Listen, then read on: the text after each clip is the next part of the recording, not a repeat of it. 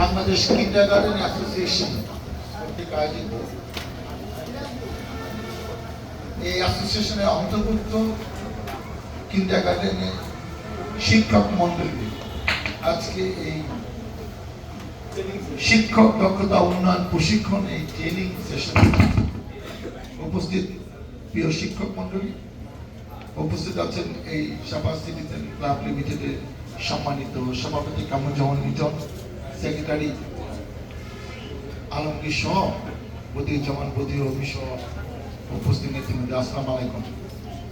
আমার একটা অনুষ্ঠান ছিল, আমাকে বলা হয়েছে যে এদের সনদপত্রগুলা বিতরণ করতে হবে, কিন্তু আমাদের দেশে রেওয়াজ কি সনদপত্র বিতরণ খালি দিলে তো হয় না। অনেকে আছে যারা আমার শুভকাঙ্ক্ষী থাকতে পারে, যিনি দুই চার কথা বললেন না, শুধু সনদপত্র দিয়ে চলে গেলেন।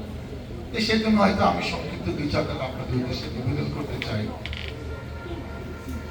ধরেন আপনারা অনার্স মাস্টার্স পাস করেছেন, বিএ এমএ পাস করেছেন, আপনারা তো এখন আর পড়াশোনা করতে পারবেন, এখন আপনারা শিক্ষক হয়েছেন।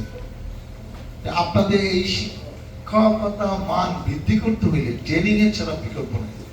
আমি ধন্যবাদ জানাই বাংলাদেশ কিন্ডারগার্টেন অ্যাসোসিয়েশনকে, যারা এবং শাহবাজ সিটিজেন ক্লাবের সৌজন্যে তারাও তো আপনাদের এখানে সহযোগিতা করেছে। আমি জানি যে এরকম একটা ট্রেনিং সেশন আয়োজন করেছে, এটা নিয়মিত হওয়া দরকার, বেশি বেশি করে হওয়া দরকার। শিক্ষকদের অনেকগুলো বৈশিষ্ট্য থাকা দরকার, কিন্তু বিগত দিনগুলোতে আমরা অনেক কিছু কাহিনী জানি, সব কথা আমি বলতে পারছি না। আমি 1 থেকে ক্লাস 4 পর্যন্ত কিন্ডারগার্টেনে পড়েছি। ওই সময় বাংলাদেশে 1টা 2টা 3টা 10টা কিন্ডারগার্টেনও ছিল না। ক্লাস 5-এ আমি জিরাবো স্কুলে এসে ভর্তি হলাম 72 সালে। 73 সালে ক্লাস 6, 74 সালে আমি ক্লাস 7-এ কয়েক মাস পরে আমি মির্জাপুর কলেজে চান্স পেলাম, চলে গেলাম। তারপর মেডিকেল কলেজে, তারপর বিসিএস পাস করে চাকরি, 5 বছর চাকরি পড়ার পর চাকরি ছেড়ে 96 এমপি, 2000 আগে এমপি, 17 বছর পালায় পালায় ছিলাম। 70-80টা মামলা হয়েছে, মাত্র 3 বার জেল কেটেছি। আবার বেঁচে আছি দেখে হায়াত আছি বলে আবার দলে মনোনয়ন পেয়ে আপনাদের ভোটে এই 2026 সালে এমপি হয়েছে। আমাদের দেশে একটা সমস্যা কি, 30 বছর আগে গল্প বলছি, গ্রামের মানুষকে গ্রামের স্কুলে চাকরি দিয়ে দিত। আমি হাই স্কুলের কথা বলছি, যে গ্রামে ভাত খেয়া ও চাকরি করত, একটা ভালো কাজ হলো না। আমাদের বলা হয়েছে, আমরা মনে করছি ভালো কাজ হলো। এখন মনে করি যে আমরা যে গতিটা করে আসছি সেই গতি 30 বছরও মেকআপ হয়নি। কেন? যাকে চাকরি দিয়েছি সে একটা অসম্ভব খারাপ ছাত্র, সে ইংলিশও ভালো পড়াইতে পারে না, সে ইংলিশের টিচার।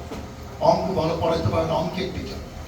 একটি কলেজে কিংবা স্কুলে যদি ইংলিশ আর অঙ্কের টিচার খারাপ দেন, ওই স্কুল কলেজকে বাঁচানোর ক্ষমতা সরকারের থাকে না। কেন 80% 70% ইংলিশে খেলবে।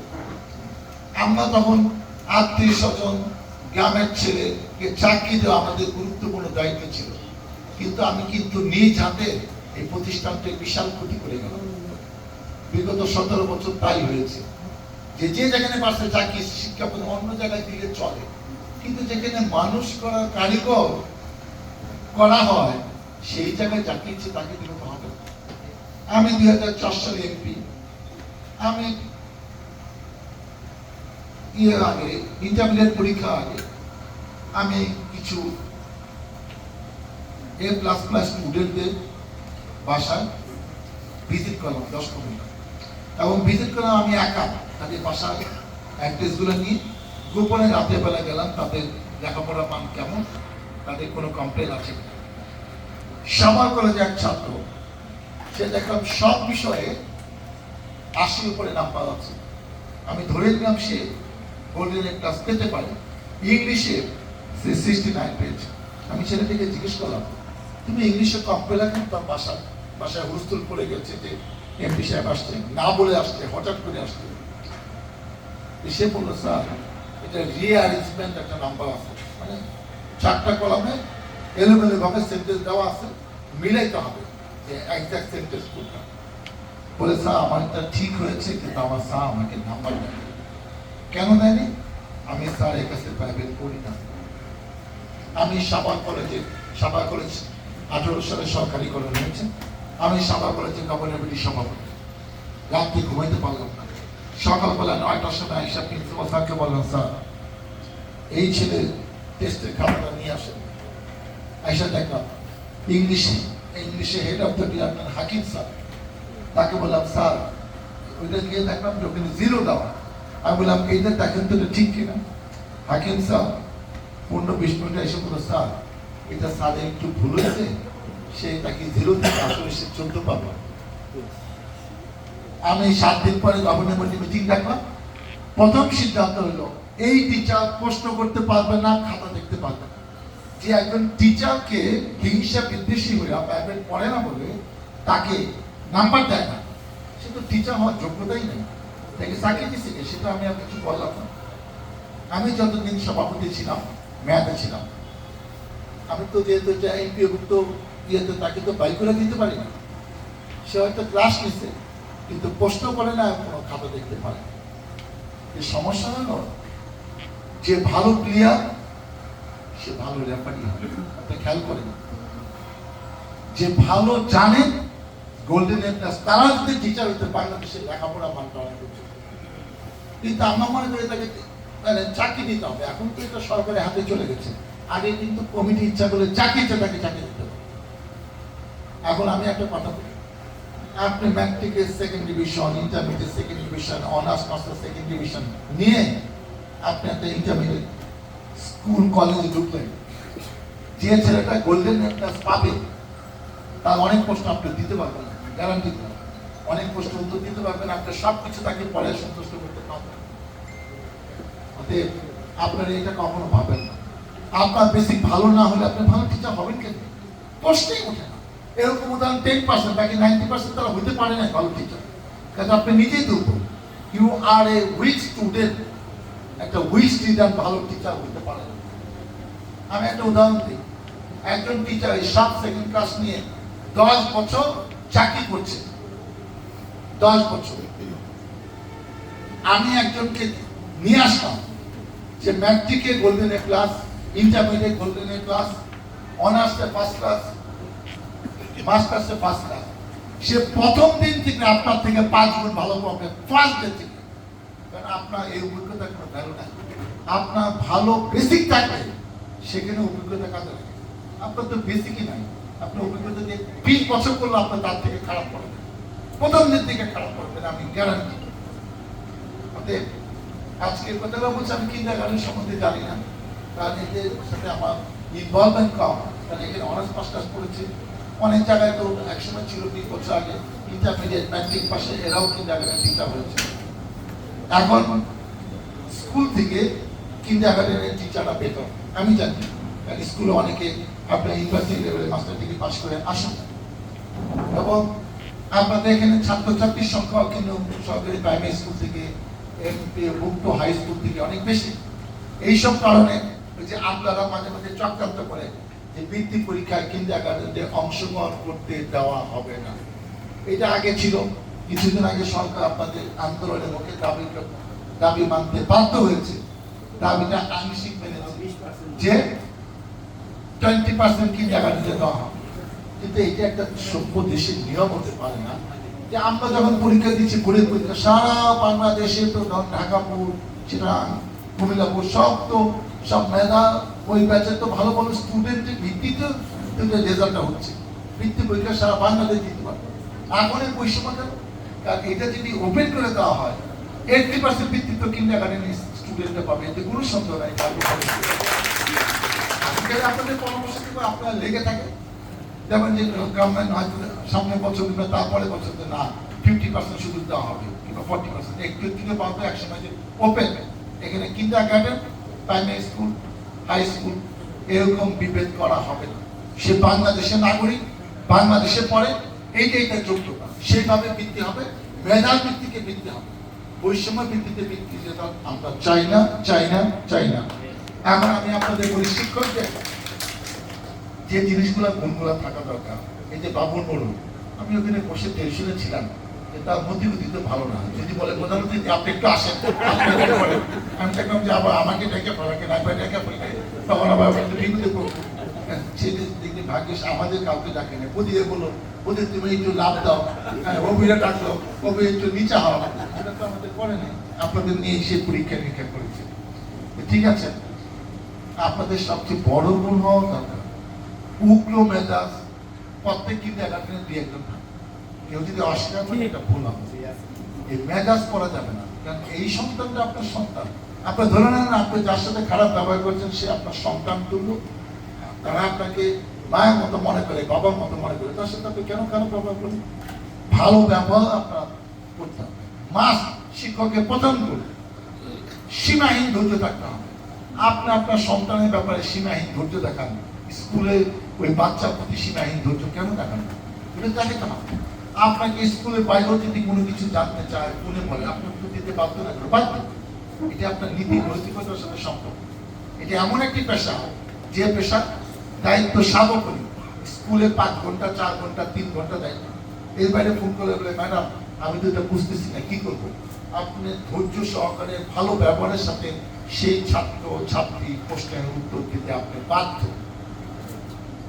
এবং এই যে বললাম ট্রেনিং সেশনে আপনি নিজেকে ইমপ্রুভ করেন, আপনি অনেক চাকরি করতেছেন করেন, কিন্তু আপনি নৈতিকতার মধ্যে এটা পড়ে যে আমি আন্তরিকতার সাথে আমি ভালো শিক্ষা দেওয়ার চেষ্টা করি। আপনি এগিয়ে আসেন, আপনি আন্তরিক হন যে আমি সত্যি ভালো শিক্ষক হতে চাই, যা করতে আমি এইটাই অনেক যথেষ্ট। 40 মিনিট খালি কাটিয়ে দিলে হবে না, প্রোডাক্টিভ ভাবে কাটা করেন। নিজেকে প্রশ্ন করেন বাসায় যাওয়ার সময় যে আমি আসলে আজকে কি পড়ালাম, আমি কি অনেক কিছু পড়িয়েছি? না, আমি আসলে তেমন কিছু পড়াইনি, আমি ফাঁকি দিয়ে ক্লাসটা চলে আসতাম। আপনি ফাঁকি দিলে কাকে? এই প্রতিষ্ঠানের ছাত্রছাত্রীদের। তারা কিন্তু জানে যে ম্যাডাম ফাঁকি দিচ্ছে, এই স্যার ফাঁকি দিচ্ছে। ছাত্রদের এত বোকা ভাই না। আপনি আল্লাহর কাছে কি করতে দিবেন? আপনি এখান থেকে বেতন নেন কিন্তু আপনি ঠিক মতো পড়ান না। আপনি প্রাইভেট পড়ান, 3 ক্লাস, আপনি স্কুলে পড়ান না। এই যে এমপিওকৃত প্রতিষ্ঠানগুলো সবাই প্রাইভেট নিয়ে ব্যস্ত, মানে কি? ওই আমি ক্যারেট করে বসে ক্যারেট করে আমার তো প্রাইভেট পড়ায় না। প্রাইভেট পড়া নিষেধ, প্রশ্নে হয় না যে প্রাইভেট পড়বে তার চাকরি লাগবে, এইটাই ক্যারেট করে দেখবেন। এবং ওখানে ফার্স্ট ক্লাস না পাইলে অনার্স মাস্টার্সে কেউ চাকরি পায়। আমরা সব ভালো ভালো এবং প্রত্যেকটা সাবজেক্টে বোর্ডে এক্সামিনার ছিল, হেড 2-3 জন করে এক্সামিনার, ক্যাডেট কলেজ থেকে প্রত্যেক সাবজেক্ট একজন করে থাকবে। তা আমরা ওগুলো দেখে এসেছি, ওখান থেকে আমরা শিখেছি সে সাবজেক্ট আছে যারা ভালো টিচার, তারা ভালো পড়াইতে দিবে, ভালো ভালো জিনিসই শিখাবে। এবং পরিশেষে আমি বলতে চাই যে এই দেশটা আমার আপনার সকলে, আপনি যা করছেন, আপনি যদি সত্যি আপনার দেশপ্রেম থাকে তাহলে আপনার প্রত্যেকটা দায়িত্ব আপনার খুবই ইম্পর্টেন্ট, প্রত্যেকটা ক্লাস আপনার খুবই ইম্পর্টেন্ট। 17 বছর আওয়ামী লীগের এত কিছু করেছে। আমি আমেরিকা 14 বার গিয়েছি, একবারও মনে হয় না যে আমেরিকার নাগরিকত্ব আমার দরকার আছে। আমি ঘুরতে যাব কিন্তু থাকবো না, এই দেশই আমার শেষ ঠিকানা। আমাদের নেত্রী যেটা বলেছেন খালেদা জিয়া, যে আমার কোথাও কিছু নাই, এটি আমার শেষ ঠিকানা। আমি পালিয়েছিলাম, জেলে ছিলাম, কিন্তু এই দেশ ছেড়ে যাওয়ার কোনো চিন্তা আমি করিনি। কিন্তু আমি যাবো কেন? আমার বাড়ি ঘর সয় সম্পত্তি আত্মীয় স্বজন জমি জমা সবই তো এখানে, অন্য দেশে গিয়ে আমার লাভ রাখি। আপনি দেশকে ভালোবাসুন, যাই করছেন আপনি মনে করবেন এটা আপনার দেশের জন্যই করছেন। এটা আপনার মাথায় যদি আসতে পারে তাহলে আপনি ভালো শিক্ষক হতে পারবেন। শেষ একটি গল্প বলে, হয়তো আপনারা অনেকেই গল্পটি জানেন, কিন্তু যেখানে এখানে বেশিরভাগ মনে হচ্ছে মহিলা টিচার, যা প্রত্যেকটি পরিবারে একজন মাও বলে, সে মাদের উদ্দেশ্যে একটা গল্প বলবে। টমাস আলভা এডিসন একজন বিখ্যাত বিজ্ঞানী, যিনি এই বৈদ্যুতিক বাতি আবিষ্কার করেছেন। তার ছোটবেলায় একটা গল্প, সত্য ঘটনা। 3-4 বছর বয়সে তাকে যে কিন্ডারগার্টেনে ভর্তি করে দেওয়া হলো। আমেরিকায় কিন্ডারগার্টেন একটা স্কুলই বলে, কিন্তু আমরা জানি কিন্ডারগার্টেনটা পেল। সেখানে সে কিছুদিন পর পরীক্ষা হলো। ওই স্কুলের নিয়ম ছিল যে পরীক্ষার রেজাল্ট অফিসিয়ালি ঘোষণা করে না, যার যার খামের মধ্যে ঢুকে স্ট্যাপেল করে গার্জেনের কাছে পাঠিয়ে দেয় ওই স্টুডেন্টকে, যে তোমার আব্বু আমাকে রেজাল্টটা দেবে। সে রেজাল্ট নিয়ে পাশে আসলো, আব্বু অফিসে, আব্বু হাতে সেই খামটা দিল যেটার ভিতরে রেজাল্টটা আছে। তারপর সে পাশে খেলতে চলে গেল। একটু করে খেলতে এসে খেলা শেষে আসলো, মা আমার রেজাল্ট কি? তুমি তো কিছু বললা না। মা তার রেজাল্টটা পড়ে শোনাচ্ছে যে প্রিন্সিপাল সেখানে লিখেছে আপনার ছেলে খুবই মেধাবী, কিন্তু আপনার ছেলেকে পড়ানোর মতো যথেষ্ট ভালো শিক্ষক এই স্কুলে নাই। আপনি অনুগ্রহ করে আপনার সন্তানকে নিজে যত্ন নিয়ে পড়াবেন এবং সম্ভব হলে একটি ভালো স্কুলে তাকে ভর্তির ব্যবস্থা করে দেবেন। ছেলে তো খুব, এবং আপনার ছেলে সকল বিষয়ে হাইস্ট নাম্বার পেয়েছে। সে আবার পাশে চলে গেল, তার ওখানে বন্ধু আছে, সে ফার্স্ট হয়েছে, সে সকল বিষয়ে হাইস্ট পেয়েছে, তার খুশিতে আত্মমান। তারপর সে অন্য স্কুলে ভর্তি হলো, আরো স্কুল চেঞ্জ হলো, এবং মা তাকে তারপরে দিন থেকে স্কুলে পাঠায় না। এক সময় সে 30 বছর না 34 বছরের সে কৃত্রিমভাবে আবিষ্কার করলো, সারা বিশ্ব তাকে চেনে, সে অনেক টাকা মালিক হয়ে গেল। তারপর আরো কিছুদিন পর সে একটি নতুন বাড়ি কিনলো। নতুন বাড়ি কিনলে আমরা কি করি, সব ফার্নিচার না হলেও বেশিরভাগ ফার্নিচার নেই, কিছু লেফট ওভার করি, যেগুলো পুরানা বিপুনা বাড়ি ঘরের জায়গা নেই। আলমারির মধ্যে সে পুরানো দিনে সে অনেক বছর আগে সে চিঠিটা খুঁজে পেল। সে খুশির চোখে ওই চিঠিটার সাথে সে বিছনার মধ্যে বসে পড়া শুরু করে। তার চোখ দিয়ে টপ টপ করে পানি পড়ছে। চিঠিতে লেখা ছিল, আপনার সন্তান একটি স্থূল প্রতিবন্ধী বালক, সে কোনো বিষয়ে পাশ করে নাই। এরকম ছাত্রকে তো আমাদের স্কুলে আর রাখতে পারি না। আগামীকাল থেকে আপনার সন্তান জন্য এই প্রতিষ্ঠানে না আসে। টমাস আলভা এডিসনের প্রতিদিনের ডায়েরি লেখা অভ্যাস ছিল, তার ডায়েরি থেকে ঘটনা জানা গেছে। সে ডায়েরিতে দেখলেন রাতের বেলা ওই দিন যে আমার মা একজন পৃথিবী সেরা শিক্ষক ছিলেন, তার সুবাদে, তার কল্যাণে, তার জন্যই আজকে আমি সেরা বিজ্ঞানী হয়েছি। আজকে আমার মার মতো যদি আরো শত শত হাজার হাজার মা পৃথিবীতে জন্মগ্রহণ করতেন, তাহলে হাজার হাজার শত শত টমাস আলভা এডিসনের জন্ম হতো এই পৃথিবীতে। গল্পটা দেখেন, একটি মা চিঠিটাকে কিভাবে একটা জীবন পরিবর্তন করে দিল, এবং সে বলছে তার মা পৃথিবীর অন্যতম একজন শ্রেষ্ঠ শিক্ষক। এই গল্পটা যদি আপনাদেরকে ইন্সপিরেশন দেয়, এই গল্পটা যদি আপনার জীবনে ন্যূনতম কোনো কাজে আসে, টমাস আলভার জীবনের থেকেই শিক্ষা নিয়ে আপনারা আপনাদের শিক্ষকতা পেশাকে কাজে লাগিয়ে এবং নতুন ভাবে নিজেকে গড়ে তোলার সহযোগিতা করেন। আপনাদের জন্য শুভকামনা। সবাইকে অনেক অনেক ধন্যবাদ। আমাকে যদি কিছু সার্টিফিকেট দেওয়া দিত যে আমাদেরকে বিদায় দিতে বলে খুশি হবে। আপনারা এরকম প্রশিক্ষণের আয়োজন যদি আপনি করেন তাহলে আমি খুশি হব, এবং আমিও আমার উদ্যোগে আপনাদের কথা দিলাম 500 টিচারদের যিনি আমরা 2-1 মাসের মধ্যে একটি কিন্ডারগার্টেন টিচার দিন একটা প্রশিক্ষণ সকাল থেকে সন্ধ্যা পর্যন্ত 9টা থেকে 5টা। আমি ব্যবস্থা করবো। আপনারা জানি না আপনার কয়জনকে আমি দাওয়াত দিতে পারবো, একটা সিস্টেম দাওয়াত দিতে হবে। সবাইকে ধন্যবাদ।